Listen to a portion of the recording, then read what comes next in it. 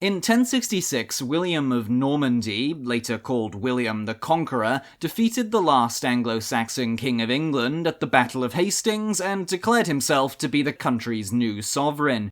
But just because King Harold Godwinson was dead didn't mean that England's people and the aristocracy were willing to accept the foreigner William as their king. In fact, to put it mildly, a lot of them were rather peeved off.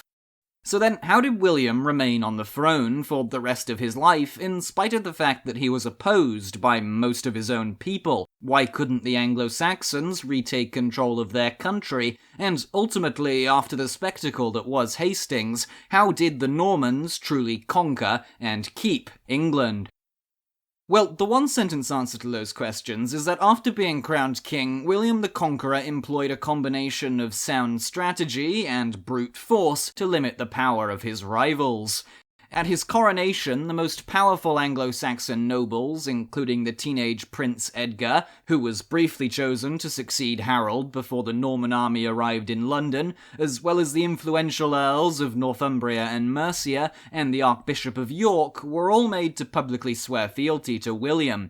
To control local populations, the Normans swiftly implemented continental European feudalism in England. Several hundred of William's knights who had landed at Hastings alongside him were granted land confiscated from Anglo-Saxon nobles all across the country. In exchange for governing their fiefs in the king's name and providing him with soldiers, they were allowed to exploit the wealth of their assigned territories, and they quickly became England's new aristocratic class.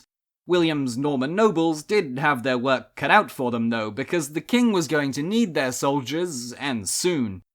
So, funnily enough, the first major revolt against William actually was led by one of his own knights though. Why would a Norman rise up against a Norman king? Well, while William's conquest would go on to have enormous cultural ramifications, for example, the English language would be unrecognizable today if Norman French had never been mixed with Anglo-Saxon English, it wasn't actually carried out for cultural reasons. The Norman conquest was first and foremost about rights to land. William believed he was entitled to England, and his knights believed that they were entitled to rewards for helping him get it. So the rebelling lord, Eustace of Boulogne, revolted because he wasn't quite happy with the size of the fief that the conqueror had seen fit to grant him in Kent. William had returned to Normandy in early 1067, but his garrison at Dover Castle put down the rebellion before it could do much damage. That all being said, the Anglo-Saxon nobility didn't just sit back and allow the Normans to take everything from them without a fight. The Prince Edgar, also called Edgar Atheling, as the last living member of the old Anglo-Saxon royal family, became a figure for the Anglo-Saxons to rally around. In 1068, Edgar arrived in Scotland, where he gained King Malcolm III's support for his claim to England. Scotland was conveniently located right next to the north of England, which the Normans had yet to fully establish control over. The south was more easily pacified given its proximity to Normandy. Mercia and Northumbria in the north had also retained their Anglo-Saxon lords, instead of them being replaced by Normans, after the brother earls Edwin and Morcar had pledged their loyalty to William. Unfortunately for him, as soon as they saw the opportunity to revolt, they took it. Unfortunately for the brothers, though, just as William's mixed army of spearmen, archers, and, critically, cavalry had beaten Harold at Hastings, it also put down Mercia and Northumbria. Edwin was killed in battle in 1070 or 1071, and Morcar spent almost the rest of his life imprisoned in Normandy. Edgar the Atheling, having lost his two most powerful supporters, fled back north to Scotland. His hopes of retaking England were extinguished once and for all when William invaded in 1072 and forced Malcolm III to swear fealty to him. So, in taking control of the south of England, William and his knights had employed a simple but effective strategy. The Normans would clear out a particular area of any remaining men loyal to the Anglo-Saxon cause, a castle, usually a motte and bailey, would be constructed in the area, a garrison and a lord loyal to William would be left to defend it, and the army would move on and repeat the whole thing over again. In taking over more rebellious northern England, though, William was undeniably brutal. His campaign of 1069 to 1070, often called the Harrying of the North, saw farmland torched and villages flattened indiscriminately. Rebel and innocent bystander were equally liable to be put to the sword.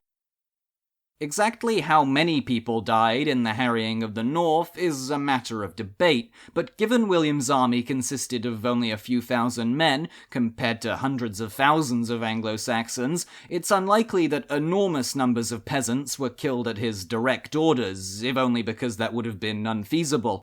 However, indirectly, the Normans' campaign of terror certainly resulted in many thousands starving to death as William's army wreaked havoc across the countryside.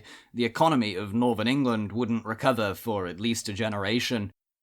According to the Anglo-Norman scholar Orderic Vitalis, who wrote about 50 years after the conquest, the harrying of the North saw some 100,000 people killed by starvation.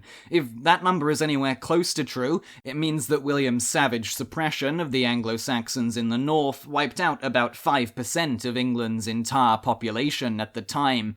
And Vitalis was a self-professed fan of the Conqueror, meaning he wasn't really incentivized to be making up lies about him.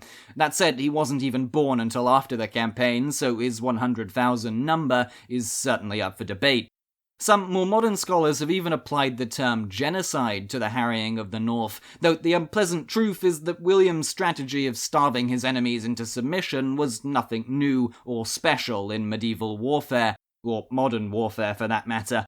The extermination of Anglo-Saxons wasn't his goal. Securing his own political power was. The deaths of thousands, from his perspective, would have just been regrettable collateral damage.